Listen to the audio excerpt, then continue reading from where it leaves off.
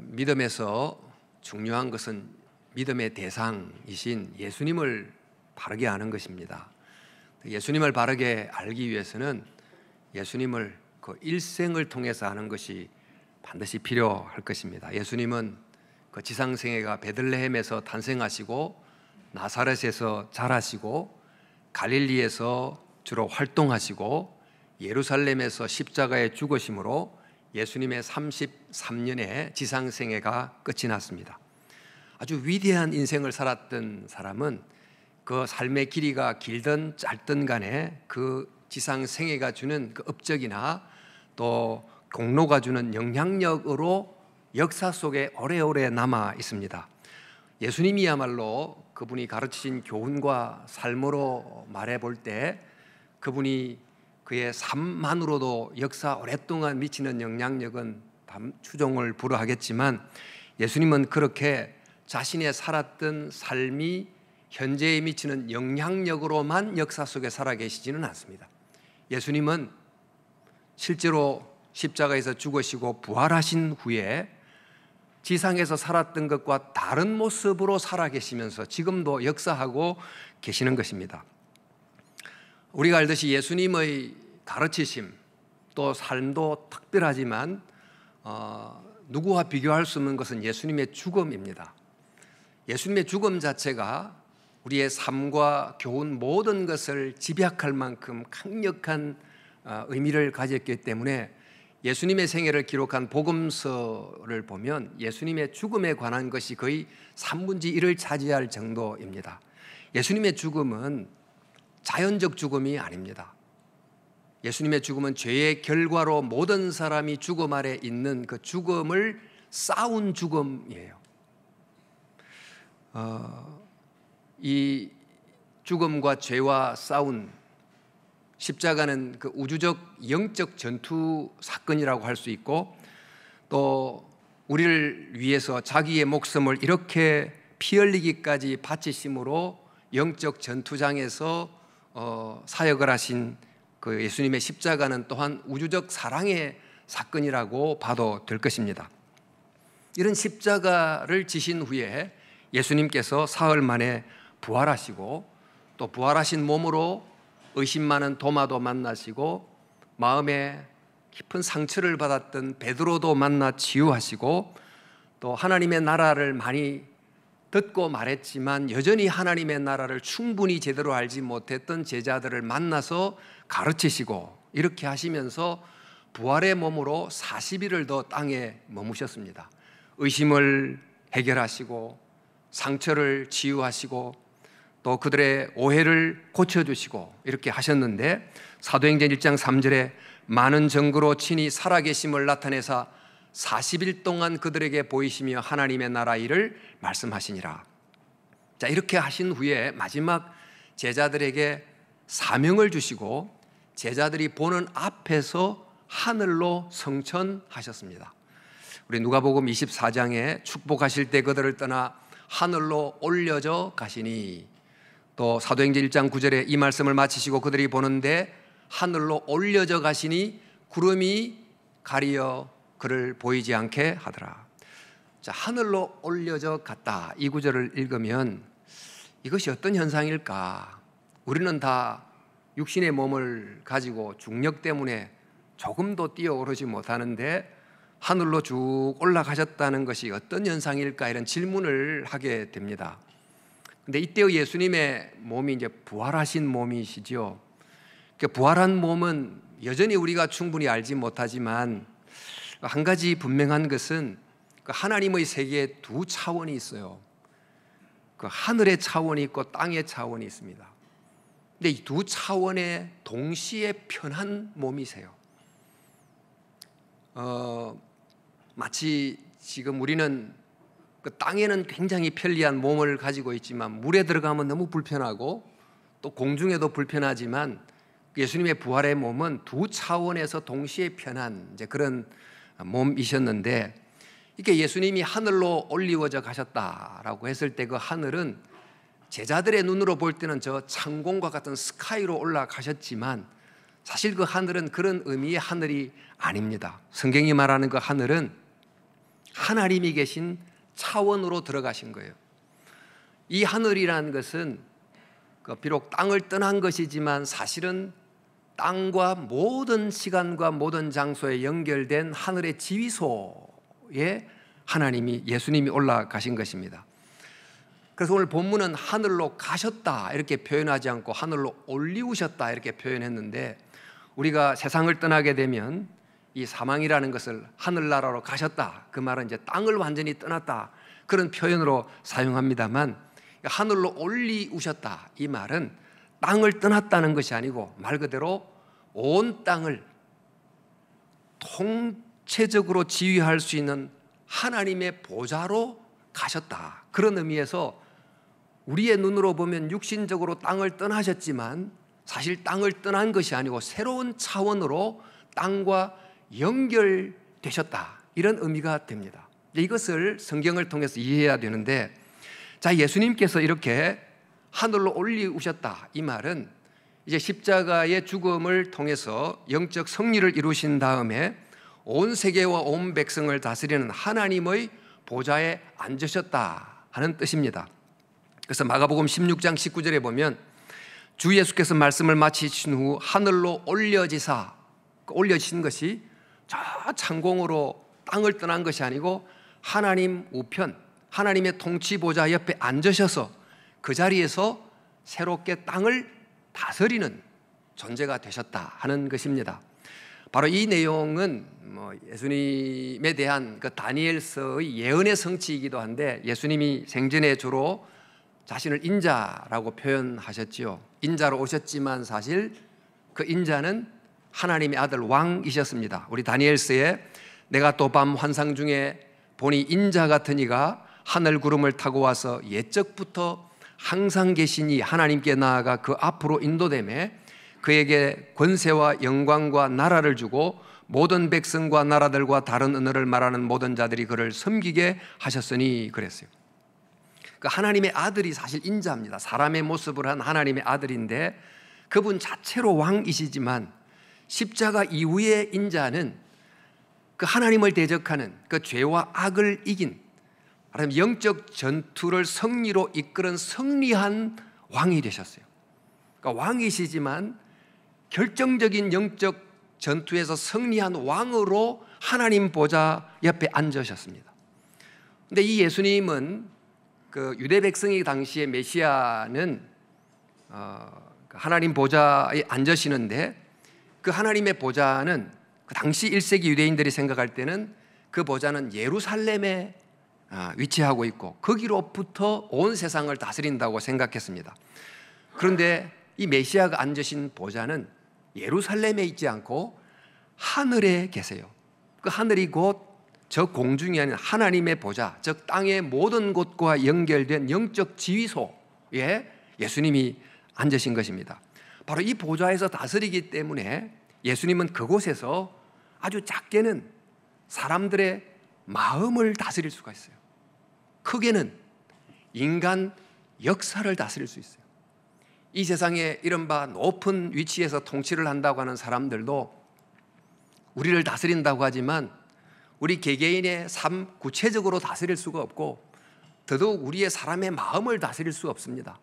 그저 행정적인 큰 일을, 정책을 결정하면서 다스리는 정도에 불과하지만 예수님께서는 하나님의 보좌에서 우리 개인의 깊은 심령까지도 다스리시고 또 거대한 역사를 다스리시는 미시적 거시적 통치를 하시는 주님이신 것입니다. 그러므로 예수님은 그분의 살았던 위대한 생애가 남겼던 그 영향력으로만 역사 속에 살아계시지 않고 십자가에 죽으시고 부활하신 후에 하나님의 보좌에 앉아서 통치하시면서 지금 지상의 모습과는 다른 모습으로 지금도 살아 계십니다.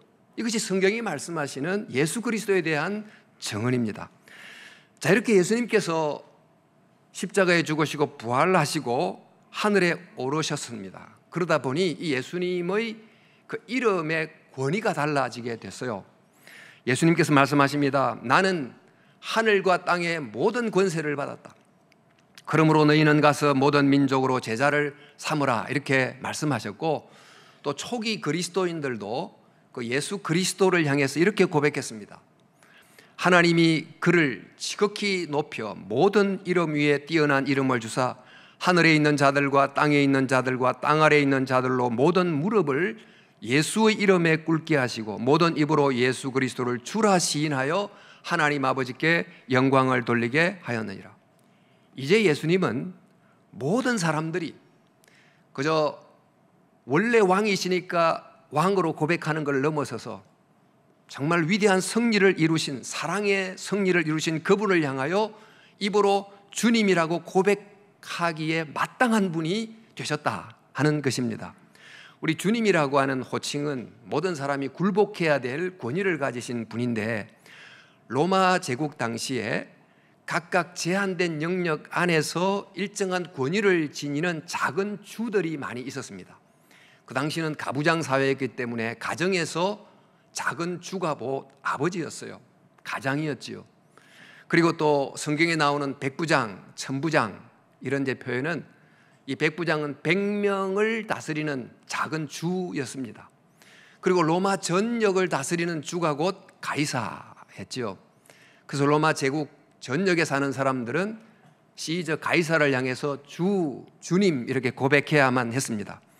그런데 이 모든 사람들이 가이사를 향하여 주님이라고 고백했던 그 시대 속에 초대 그리스도인들은 가이사의 권위는 로마의 정치적인 영역에만 제한되고 그 권세마저도 하나님이 주신 것이다 라고 말하면서 우리에게 진짜 주님은 가이사가 아니고 십자가에 죽임당한 그리고 부활하신 예수님이십니다 라고 고백한 거예요.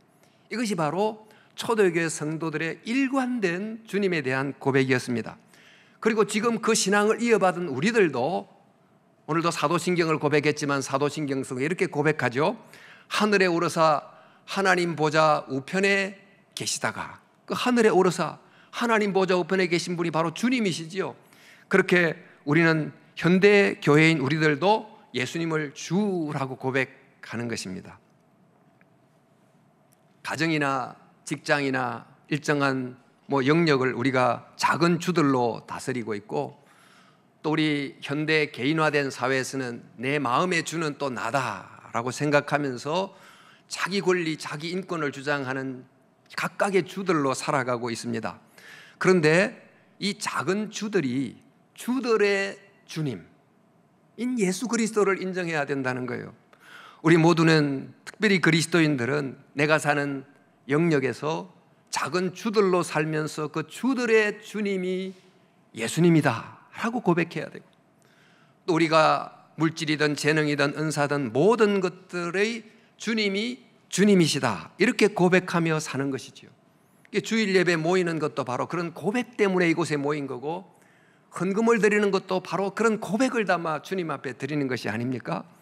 그런데 이 세상에는 정말 주들의 주를 인정하지 않고 자기가 바로 주라고 말하고 자기가 그 자리를 차지하고 살아가고, 이런 일 때문에 고통과 어려움이 계속됩니다마는, 이런 세상을 살아가면서도 그 너머 정말 예수님이 주로서 통치하고 계신다는 믿음을 가질 때 우리가 이 세상 속에 절망하지 않고 낭망하지 않고 소망을 가지고 기도할 수 있는 것입니다. 또 우리가 살면서 이런저런 여러 어려운 환경들이 닥쳐옵니다. 그러면 이 환경이 나를 지배하는 주가 됩니다. 그 환경이 시키는 대로 괴로워하고 불만하고 정말 부정적인 충동을 느끼게 되고 이렇게 살아가는데, 그리고 환경이 나를 주가 되어 지배하고 있을 때 그때 이 주들의 주님이 바로 예수님입니다 라고 그 상황 속에서 끊임없이 고백하고 주의 두되심을 고백하는 것, 이게 바로 신앙이고, 그렇게 할 때 예수님께서 우리에게 그 환경을 이길 수 있는 힘과 능력을 주시는 것입니다. 자, 예수님께서 이렇게 십자가에서 승리하시고 하늘로 올라가셨는데, 이 올라가셨음은 앞서 말씀드린 것처럼 이 땅을 떠난 것이 아니고 하나님 보좌에 앉으셔서 다른 형태로 땅을 다스리시고 땅과 관계를 맺고 계시는 것입니다. 이미 이 땅에 계실 때도 예수님은 주님이셨습니다만, 그때 예수님은 주님으로서 인간의 대표자가 되시고 또 인간을 대신하여 주님이시지만 종처럼 자기를 죽여서 십자가에 죽으셨고, 그래서 죄와 악과 사탄을 이기시지 않았습니까? 그렇게 함으로 하나님의 나라가 이미 결정적으로 임하게 했고, 죄사함과 구원이라는 씨앗이 이미 땅에 심겨지게 했고, 또 하나님의 참 성전이 새로 세워지게 했습니다. 이렇게 하나님의 나라와 하나님의 구원이 이미 임했지만, 그러나 아직 완전히 임하지는 않았어요. 여전히 남은 원수들이 존재하고 아직 우리 속에 시작된 구원이 충분히 완성되지 않았습니다. 그리고 아직 구원받지 못한 사람들이 여전히 많이 존재합니다. 그래서 하늘에 오르신 예수님께서는 바로 이 땅에 계실 때 주로서 행하셨던 그 구원을 완성시키기 위하여 하늘에서 계속 그 사역을 지속해 가시는 것입니다. 그래서 베드로 사도가 시편 110편 1절을 인용해서 이렇게 말씀합니다. 여호와께서 내 주께 말씀하시기를, 내가 내 원수들로 내 발판이 되게 하기까지 너는 내 오른편에 앉아 있으라. 여호와 하나님은 주님이시죠. 주님이 또 내 주께 말해요. 주님이 주께 말해요. 이 삼위일체적 흔적이 속에 들어있는데, 예수님께 말하기를 내가 너의 원수들로 너의 발판이 되게 하기까지, 너가 그 발로 원수들을 완전히 발 아래 두기까지, 즉 하나님의 나라를 완성하기까지 너가 내 보좌에서 계속 통치하게 해주겠다는 것입니다. 자, 이제 지상에 예수님께서 성천하셔서 하늘의 주로서 통치하시는데, 그럼 어떻게 통치하십니까? 어떻게 통치함으로 이 땅에서 주로서 이루신 십자가의 승리를, 그 구원을 완성해 가시는 것입니까? 우리는 주로 이 다스림, 통치 그러면 우리의 원수를 어떤 힘을 가지고 제압하고 이런 것을 연상하지만, 하늘에 계신 주님의 이 다스림과 통치는 이 땅에서 예수님께서 주로 계셨을 때 하셨던 방식과 모순되지 않아요. 기본적으로 땅에서 주님께서 하셨던 방식을 그대로 다른 차원으로 이어 가시는 것입니다. 우리 땅에 있을 때 제자들이 주로 누구를 적으로 생각했습니까? 로마를 주적으로 생각을 했지요. 그러나 예수님에게 원수는 로마가 아니라 하나님의 다스림을 대적하는 모든 대적들 배후에 있는 악의 권세가 진짜 원수였어요. 그래서 하늘에 계실 때도 정말 주님의 원수는 서로 민족들이 다투고 쌍방이 서로 적으로 생각하는 그 상대편이 적이 아니고, 그런 분쟁을 만들어내는 그 모든 적대적 행동 뒤에 있는 악의 권세를 원수로 삼고 또 계시다는 것입니다. 지금도 우리는 전쟁의 현실을 보고 있고, 또 국내적으로는 정치적 다른 입장으로 거의 언론의 내전 같은 것이 끊임없이 일어나고 있습니다만, 그러나 예수님은 우리들이 나와 반대편을 적으로 생각하는 이런 시대를 넘어서서, 상황을 넘어서서 바로 그런 분쟁 뒤에 있는, 끊임없이 분쟁을 만들고 있는 악의 권세를 주님께서 보고 계시다는 것입니다. 그런데 이런 원수들을 이기는 무기는, 말하자면 무력의 힘이 아닌 악의 권세를 이기는 힘은 십자가에서 보여주신 거룩한 힘을 가지고만 이길 수가 있어요. 그래서 하늘에 성천하신 예수님도 역시 그 진짜 원수를 거룩한 힘으로 이기시는 그런 통치를 계속하고 계시는 것입니다. 자, 그러면 이제 하나님께서, 하늘에 계신 예수님이 그 통치를 위해서 하시는 일이 뭘까요? 군대를 보내거나 기묘한 기적을 일으키거나 그렇게 하는 게 아니고, 그 하늘에 성천하신 예수님께서 하셨던 통치의 제일 첫 번째가 바로 성령을 보내시는 거예요. 성령을 제자들에게 보내는 것입니다. 근데 왜 성령을 보내십니까? 또 왜 성령을 보내는 것이 하나님의 거룩한 통치를 이루는 핵심이 되는 것입니까? 우리 땅에 계실 때 예수님이 제자들 곁에 계셨습니다. 주로 12명 제자들 곁에 계셨고, 그리고 또 계셨던 시간과 장소도 그 일정한 33년 정도, 그리고 유대 갈릴리로 제한이 되어 있었습니다. 그런데 예수님께서 성령을 보내십니다. 그 성령님이 제자들 안에 거합니다. 성령을 받은 제자들이 온 세상으로 갑니다. 근데 성령을 받은 제자들이 성령을 받아서 자기 안에 내적 변화를 만들어요. 그게 이른바 성령의 열매를 맺습니다.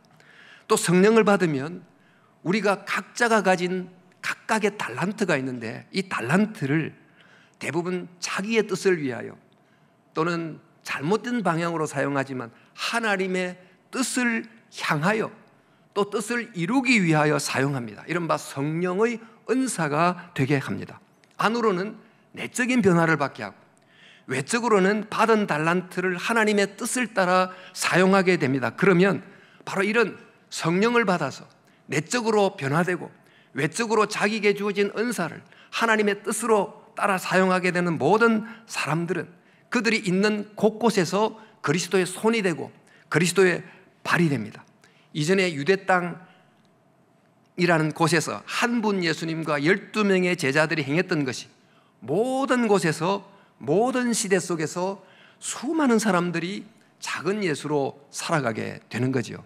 자, 이처럼 주님께서 내적으로 사람을 바꾸고 외적으로 은사를 아버지의 뜻대로 사용하게 되는 성령의 사람을 만들어서 그들이 온 세상으로 가게 하면 그것은 큰 건물을 만드는 것도 아니고 어떤 정치적 어떤 정당을 만드는 게 아니지만 바로 그들이야말로 사람을 바꾸는 사람이 되고 제자를 만드는 제자가 되는 거예요. 그런 점에서 하늘의 예수님이 이 세상을 다스리는 가장 중요한 도구는 바로 사람입니다. 성령을 받은 사람, 성령의 열매가 있는 사람, 성령의 은사로 자신의 은사를 사용하는 사람이 바로 하나님이 이 세상을 다스리는 중요한 도구가 됩니다. 예수님이 제한된 갈릴리라는 공간에 생하시던 선교가 그래서 온 세상에 일어나게 되기 때문에 예수님 한 분이라고 하는 탁월한 소프트웨어와 하드웨어가 있는 탁월한 한 하드웨어가 한 지역에 머물렀다면 이제는 예수님이라는 소프트웨어를 그 속에 이렇게 인스톨을 한 수많은 작은 하드웨어들이 각 지역에서 움직이게 되는 것입니다. 이렇게 볼 때 예수님께서 육신으로 계속 한 땅에 계시는 것과 예수님이 이 땅을 떠나셔서 성령을 보내시는 것과 어떤 것이 결과적으로는 더 하나님의 나라를 위해서는 유익할까요? 예수님께서 말씀하십니다. 그러나 내가 너희에게 실상을 말하노니 내가 떠나가는 것이 너희에게 유익이라. 내가 떠나가지 아니하면 보혜사가 너희에게로 오시지 아니할 것이요 가면 내가 그를 너희에게 보내리니. 그래서 예수님께서 정말 자신이 떠나는 것에 대해서 근심치 말고 오히려 떠남으로 주어지는 성령에 대한 기대를 가지고 지금 예수님과 함께 사역했던 것과 다른 차원에서 이 사역이 지속될 것을 기대하는 마음으로 성령을 기다리라고 한 것입니다. 사도행전 1장 4절 5절 이르시되 예루살렘을 떠나지 말고 내게 들은 바 아버지께서 약속하신 것을 기다리라. 요한은 물로 세례를 베풀었으나 너희는 몇 날이 못되어 성령으로 세례를 받으리라 하셨느니라. 그래서 예수님이 십자가 6월절 금요일 죽으시 돌아가시죠. 그러니까 3일 만에 부활하시고 그리고 40일을 땅에 거하시고 부활하신 후에 그리고 10일 지난 오순절 바로 그때 정말 약속하신 성령이 임하게 됩니다. 자, 여러분 그리스도인이 누구입니까? 그리스도인은 우리의 주어진 상황에서 주님께 부름을 받아 주께로 온 사람들입니다. 수고하고 무거운 짐진 자들로 살다가 예수님께로 부름을 받아 온 사람들입니다. 그런데 이것이 그리스도인 모습의 전부가 아니에요.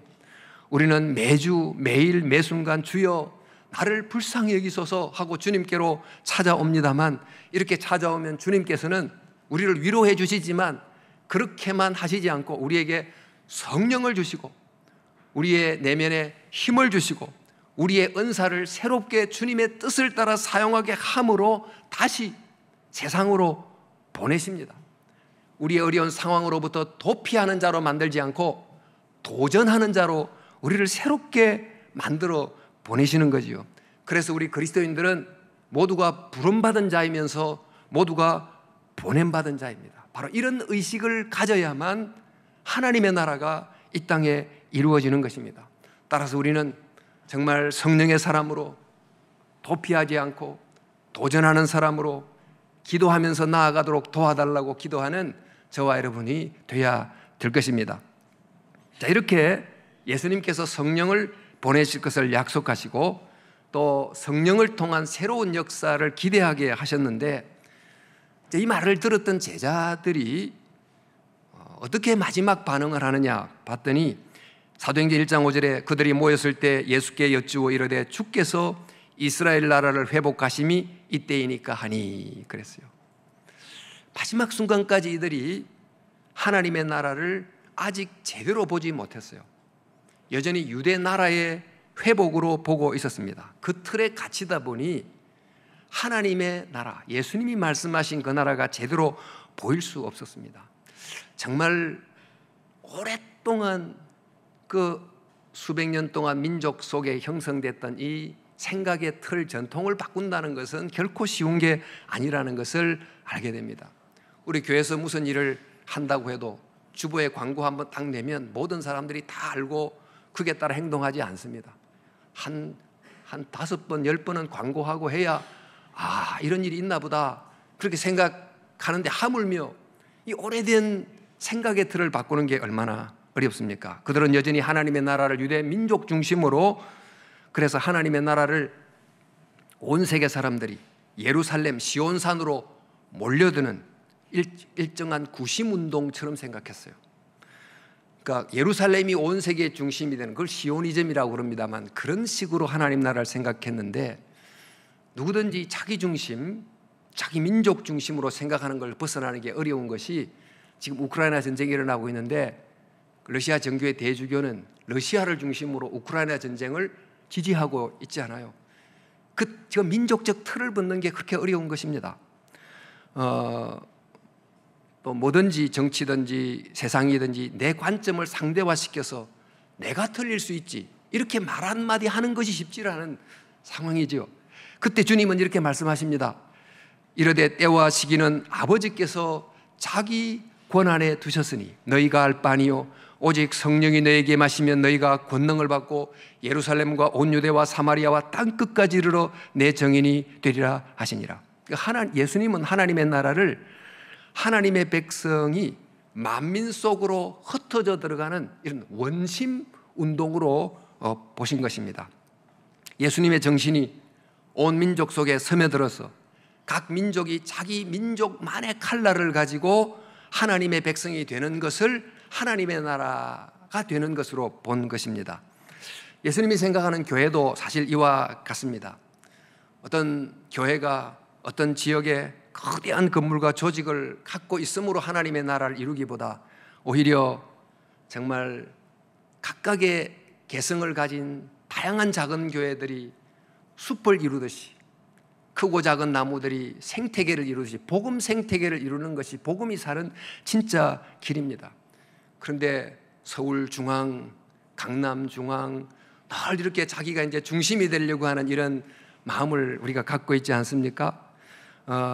또 시간도 우리는 일요일만 잘 지켜서 주일 예배를 드리면 정말 된다고 여기지만, 그러니까 주님의 날은 일요일 한 날이 모든 게 아니고 월요, 화요, 수요 전부가 주일이에요. 월요 주일, 화요 주일, 수요 주일, 토요 주일 다 주님의 날이지요. 그러니까 모든 날이 주님의 날이 되도록 확장시키는 이런 정말 생각의 변환, 생각의 전환이 굉장히 중요하다고 할 수 있습니다. 그래서 교회는 어떤 분의 표현에 따르면 고체 형태로가 아니고 기체나 액체처럼 스며들고 퍼져나가는 이런 모습이 돼야 되는 것입니다. 자, 이렇게 예수님은 하나님의 나라가 어떻게 이루어지는지를 말씀해 주시는데, 이 하나님의 나라는 예루살렘을 중심으로 온 세계가 모여드는 게 아니고 예루살렘에서부터 땅끝까지, 유대를 거쳐서 사마리아를 거쳐서 땅끝까지 가는 원심운동으로 말씀해 주십니다. 자, 그런데 여러분, 이 복음이 온 세계를 향해 나가야 되는데 이렇게 원심의 반경이 넓어지려면 그만큼 이 중심과의 연결이 더욱 튼튼해져야 됩니다. 어떤 선발대가 멀리까지 가려면 중앙 헤드쿼터와의 교신이 더 끊어지지 않아야 되고, 또 자동차를 가지고 멀리 여행을 가려면 정말 기름을 완전히 다 채우고 가야만 되는 것처럼 땅끝까지 가려고 하면 그만큼 더욱더 주님께 붙들려야 되고 성령의 붙들림을 받아야 되는 것입니다. 우리가 더 깊게 주님 안으로 들어가고 더 깊게 성령과 복음 안으로 들어가는 만큼 더 멀리 땅끝까지 세상으로 나아갈 수 있습니다. 마치 나무가 뿌리를 깊이 내리는 만큼 가지를 넓게 펼 수 있는 것과 동일하다고 하겠습니다. 그래서 예수님은 성령이 임하기 전까지는 떠나지 말라. 성령이 임하는 만큼만 가는 거예요. 우리가 이제 교회 일을 하다 보면 그런 걸 느껴요. 성령의 은혜만큼 하는 거예요. 그러니까 성령의 은혜가 없는데도 내 힘으로, 내 생각으로, 내 주장으로 하면 뭔가가 문제가 자꾸 생기는 것을 느낍니다. 기도한 만큼 가고 성령의 주시는 은혜만큼 가는 것입니다. 그러므로 우리는 또 매주도 그렇습니다. 매주 주님께 은혜를 받은 은혜로 한 주를 살아가고 매일 주님의 은혜를 공급받는 것으로 하루를 시작하는 것입니다. 이렇게 예수님은 우리에게 땅끝까지 이제 가라고 합니다. 그런데 이 땅끝은 지리적으로 먼 곳입니다. 근데 땅끝까지 가려면 지리적인 장애물도 넘어야 되지만 지리적 장애물만이 다 있는 게 아니에요. 유대를 가고 사마리아를 가려면 지리적 문제가 아니고 역사적인 이 정오라고 하는 심리적 장벽을 넘어야 돼요. 로마까지 가려면 로마에 대한 그 정오의 장벽을 뛰어넘어야 돼요. 그런 점에서 땅끝은 지리적으로 먼 곳이기도 하지만 사실 심리적으로도 굉장히 가기 어려운 곳이 땅끝입니다. 바로 이 땅끝은 우리와 가장 가까운 북한이 지리적으로 너무 가깝지만 이념적으로 너무 달라서 땅끝이기도 하고, 일본은 정말 가까운 이웃이기도 하지만 또 정서적으로 참 먼 또 땅끝이 되지 않습니까? 이렇듯 이 땅끝은 우리가 마음으로 가기 어려운 곳인데, 이렇게 보자면 이 땅끝은 한 직장 안에서 늘 함께 생활하는데 바로 곁에 있는 직장 동료가 내 땅끝이 될 수 있고, 또 가정의 가족도 땅끝이 될 수 있고, 또 심지어 상처받은 내 마음, 나 자신이 나에게 땅끝이 될 수도 있어요. 근데 이렇게 우리의 땅끝으로 가려고 하면 우리의 힘으로 되지 않고 그럴수록 더 주님 안으로 들어가야 되고 더 성령의 은혜를 받아야 되는 것입니다. 그래서 예수님은 우리에게 땅끝까지 가서 예수님의 정인이 되라 이렇게 하신 것입니다. 이 정인이 된다. 복음을 들고 먼 곳에 가서 복음을 전하기도 하지만 정말 정인이 된다는 것은 로마의 평화가 전부라고 생각하는 세상 속에서 예수님을 통한 하나님의 평화가 참이라는 걸 정언해주는, 또 개인의 안녕과 평안이 평안하게 살아나가는 것이 삶의 전부라고 살아가는 우리 오늘 현대시대 속에서 진짜 삶은 예수님 안에서의 섬김과 사랑이라는 것을 정언하는 그런 예수의 정인들로 살아가라는 것입니다. 또 하나님을 떠난 영적 탕자로 살아나가는 우리들이 아버지 안에서 그 하나님의 사랑을 경험할 수 있다는 것을 알려주고, 유대와 사마리아 이 벽보다도 더 높게 끊임없이 벽을 만들고 있는 우리 시대 속에서 그 벽을 사랑으로, 이해로, 관용으로 또 허물어가는 그런 예수의 정인으로 살아가라는 것입니다. 사랑하는 성도 여러분, 하늘의 예수님께서는 이 땅에 있는 우리들에게 성령을 주셔서 깨어진 곳으로, 미움과 갈등이 있는 곳으로, 상처가 있는 땅끝으로 우리를 보내심으로 하늘에서 이 땅을 지금도 다스리고 계시는 것입니다. 여러분, 이 세상은 서로가 너무너무 긴밀하게 연결되어 있어서 한 지역적 로컬 사건이 지금 글로벌 사건이 되고 있습니다. 우크라이나 지역의 전쟁은 온 세계의 모든 영역에 거의 전쟁에 준하는 문제를 일으키는 사건이 되고 있습니다. 이처럼 하나의 부정적 사건이, 하나의 정오가 정오를, 전쟁이 전쟁을 만들고 있는 이러한 때에 예수님께서는 믿는 우리에게 성령을 주심으로 이 세상의 땅끝으로 우리를 보내서 사랑이 사랑을 다시 만들고, 또 섬김이 섬김을 만들고, 선이 선을 만들게 하는 예수의 정인이 되라고 하시는 것입니다. 여러분, 예수님의 지상생애는 십자가의 죽음으로 끝나지 않았습니다. 십자가에 죽으신 후에 하늘에 성천하셔서 새로운 모습으로 이 땅을 통치하고 다스리고 계십니다. 그것은 바로 믿는 우리에게 성령을 보내시고 성령을 받은 우리들이 세상 모든 곳으로 가게 하므로 우리가 바로 예수님의 손이 되고 예수님의 발이 되어 정말 이 땅을 걷는 작은 예수가 되어 예수님께서 지금도 온 세상 온 시대를 걷고 사역하고 계시는 것입니다.